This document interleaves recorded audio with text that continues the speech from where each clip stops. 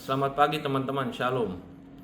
Renungan pagi hari ini berjudul Dosa Seksual dalam Keluarga, sebuah peringatan dari kitab suci. Alkitab tidak menyembunyikan kegagalan umatnya. Sebaliknya, Alkitab mencatatnya dengan jujur agar generasi berikutnya dapat belajar darinya. Beberapa keluarga dalam kitab suci mengalami luka yang mendalam akibat dosa seksual. Dan konsekuensinya seringkali melampaui individu yang terlibat, memengaruhi seluruh keluarga, bahkan generasi-generasi berikutnya. Yang pertama, Ruben dan gundik ayahnya. Kejadian 35 ayat 22. Ruben, anak sulung Yakub, tidur dengan Bilha, gundik ayahnya.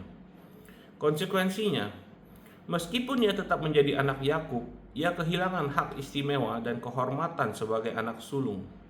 Yakub kemudian menyatakan bahwa karena ketidakstabilannya, ia tidak akan lagi menjadi yang terkemuka. Kejadian 49 ayat 3 sampai 4. Yang kedua, Lot dan anak-anak perempuannya. Setelah kehancuran Sodom, anak-anak perempuan Lot membuat ayah mereka mabuk lalu tidur dengannya. Kejadian 19 30 sampai 38. Konsekuensinya adalah bangsa Moab dan Amon lahir dari peristiwa tersebut. Di kemudian hari, kedua bangsa ini menjadi musuh yang terus-menerus menentang Israel. Yang ketiga, Amnon dan Tamar. Amnon, anak Raja Daud, menaruh nafsu kepada saudara tirinya Tamar, lalu memperkosanya. 2 Samuel 13. Konsekuensinya, Tamar mengalami kehancuran batin. Amnon akhirnya dibunuh oleh Absalom, dan keluarga Daud terjerumus ke dalam konflik, kesedihan, serta pertumpahan darah. Keempat, Yehuda dan Tamar. Yehuda tanpa sadar tidur dengan Tamar, menantunya, setelah mengabaikan tanggung jawabnya terhadap Tamar. Kejadian 38. Konsekuensinya, dosanya tersingkap di hadapan umum, membawa rasa malu dan penghinaan. Namun Yehuda akhirnya mengakui kesalahannya dan menerima tanggung jawab atas perbuatannya. Kelima, Daud dan Batsheba. Daud melakukan perzinahan dengan Batsheba dan berusaha menutupi dosanya. 2 Samuel 11. Konsekuensinya, meskipun Allah mengampuni Daud setelah pertobatannya, akibat dari dosanya tetap memengaruhi keluarganya melalui kekacauan, pemberontakan, dan duka cita. Apa yang dapat kita pelajari dari kisah-kisah ini?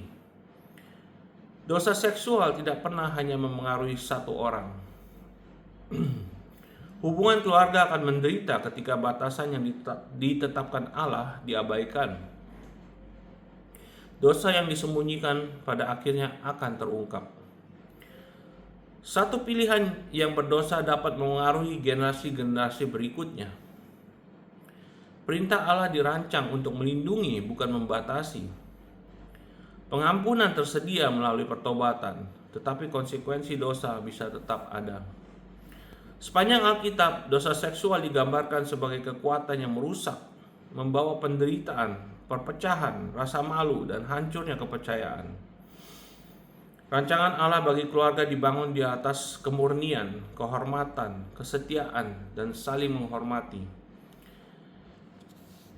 Kalimat penutup untuk hari ini. Sesaat mengikuti hawa nafsu dapat meninggalkan luka seumur hidup. Tetapi ketaatan kepada jalan Tuhan memelihara keluarga dan melindungi generasi-generasi berikutnya.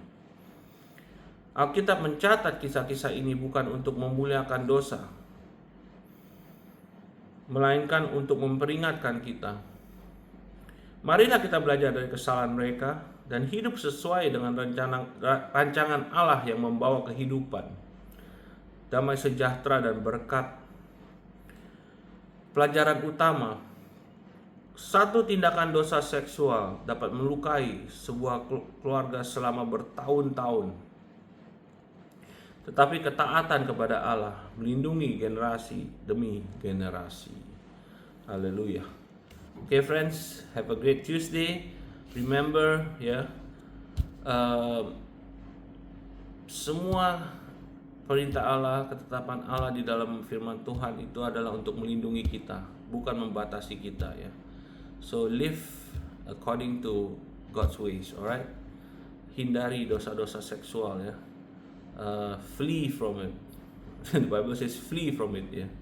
Okay, God bless you. See you again tomorrow. Bye.